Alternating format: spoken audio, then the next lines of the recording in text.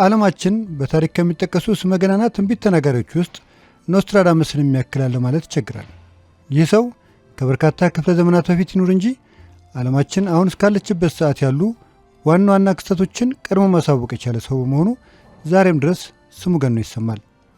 ባለፉት ጥቂት ሳምንታት የሰውና ትንቢቶቹ እንደ አዲስ እየተነሱና መነጋገሪያ እየሆኑ ይገኛሉ። ለዚህም ዋነኛው ምክንያት ይህ ሰው ስለ መካከለኛው ምስራቅ ግጭት የተነበያቸው ነገሮች እየተከሰቱ መምጣታቸው በዋነኝነት ይጠቀሳል። እንደ ኖስትራዳመስ ትንቢት መጪው ዘመን ምን ይመስላል የሚለውን በዚህ ቪዲዮ የምንዳስስ ይሆናል።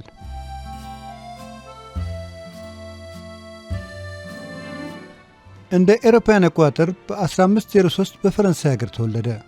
ሚሸል ደ ኖስትራዳም ወይም በአጭሩ ኖስትራዳመስ እየተባለም ይጠራል። በትንቢት ተናጋሪነት ስሙ ከመግነኑና አንቱታን ከማትረፉ አስቀድሞ እንደ ማንኛውም ሰው ብዙ ውጣ ውረዶችን ያለፈ ሰውም ነበር። ኖስትራዳመስ በኖረበት ዘመን ተፈጥሮ በነበረውና ጥቁር ሞት ተብሎ በሚጠራው ወረርሽኝ ወቅት በሕክምና ባለሙያነት አገልግሏል።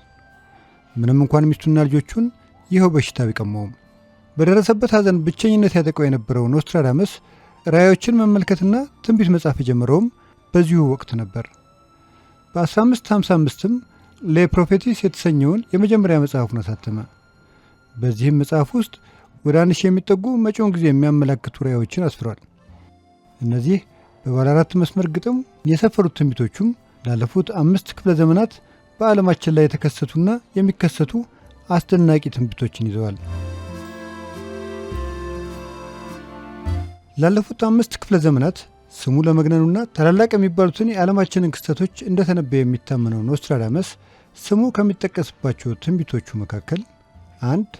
የወርቅ ቤት ወይም ዘጎልደን ጌት ተብሎ የሚታወቀው ትንቢያው ቀድሞ ይጠቀሳል። የፈረንሳዩን ንጉሥ ሄንሪ ሁለተኛ በጦር ጨዋታ ላይ አይኑን ተወግቶ እንደሚሞት ክስተቱ ከመፈጸሙ ከዓመታት በፊት ተንብዮ ነበር። ሁለተኛ ስመጥር ትንቢቱ እንደ አውሮፓ አቆጣጠር በ1666 ለንደንን ወደ አመድነት ስለቀየራት ስለ እሳት የተናገረው ሲሆን ይህም ትንቢቱ ከክስተቱ በርካታ ዓመታት በፊት በትክክል የተገለጸ ነበር። ስለ ሂትለር መነሳትም ዘ ራይዝ ኦፍ ሂትለር በተባለው ትንቢቱ ገልጾ የነበረ ሲሆን በምዕራብ አውሮፓ ከድሃ ቤተሰብ ስለመወለዱና ብዙዎችን እንደሚያጠፋም በትክክል ገልጾ ነበር። ኖስትራዳመስ ክፍለ ዘመናትን ተሻግረው የታዩ በርካታ ትንቢቶችን የጻፈ ሲሆን ከሂሮሺማ ፍንዳታ እስከ ሌሎች ታላላቅ ነገሥታት ውድቀት በትክክል መተንበይ መቻሉ ታላቅ የሚለውን ስፍ ለመጎናጸፍ አብቅቶታል። ከላይ እንደተገለጸው የኖስትራዳመስ ትንቢቶች ዘመናትን ተሻጋሪ እንደመሆናቸው አሁን ባለንበት ዘመን የተከሰቱ ስላሉ ታላላቅ ክስተቶችም ተንብዮ እንደነበር እየተገለጸ ይገኛል። በቅርቡ በተቀሰቀሰውና ዓለምን ወደ ሌላ እልቂት እንዳይወስድ ስለተሰጋው ስለ መካከለኛው ምስራቅ ቀውስም በ16ኛው ክፍለ ዘመን ተንብዮ እንደነበር እነዚሁኑ ትንቢቶችን በመጥቀስ የሚተነትኑት በርካቶች ናቸው። ያለንበትን ቀውስ አስመልክቶ ከሚጠቀሱት ትንቢቶቹ የመጀመሪያው ቀይ ባላጋራ በባህር ላይ በተሰኘው ግጥሙ የተገለጸ ሲሆን አንድ ቀይ ባላጋራ ወይም ሬድ አድቨርሰሪ በታላቁ ውቅያኖስ ላይ በፍርሃት እንደሚነግስና ውቅያኖሱንም ጭንቅ ውስጥ እንደሚከተው ገልጿል። ብዙዎች ይህን ትንቢት በአሁኑ ወቅት እየተከሰተ ካለው የባህር ላይ ግጭትና ውጥረት ጋር አስተሳስረው ሲፈቱት እየታየ ነው።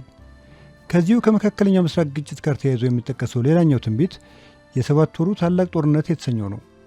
በዚህ ትንቢት አሁንም በዚሁ አካባቢ ሰዎች በክፋታቸው ምክንያት ጦርነት እንደሚቀሰቀስና በርካቶችም እንደሚሞቱ የተነበየበት ሲሆን ጦርነቱም ለ7 ወራት ያህል እንደሚቀጥል አሳውቋል። ሰሞኑን በበርካታ የማኅበራዊ ሚዲያ ገጾች የምናየውና ትኩረትን ከሳቡ የኖስትራዳመስ ትንቢቶች አንዱም ይኸው ትንቢት ነው። በሦስተኝነቱ የሚጠቀሰው ትንቢቱ ሦስተኛው የክርስቶስ ተቃዋሚ ሲል የተነበየው ነው። በዚህ ትንቢት ማቡስ የተሰኘ የክርስቶስ ተቃዋሚ የሆነ ግለሰብ እንደሚገደልና የእሱን መገደል ተከትሎ ትልቅ እልቂት እንደሚከሰት የተነበየበት ነው።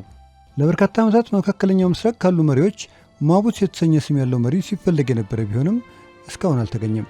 ምናልባት የስሙ ፍቺ ሌላ ትርጉም እስካልተሰጠው ድረስ ቢሆንም በቅርቡ ከተጠቀሰው ግለሰብ ጋር የሚያገናኝ ማንነት ያለው ሰው መገደሉን ተከትሎ ትልቅ እልቂት እንዳይፈጠር ኖስትራዳመስ ካስቀመጣቸው ትንቢቶች ሦስተኛው ሆኖ ተቀምጧል።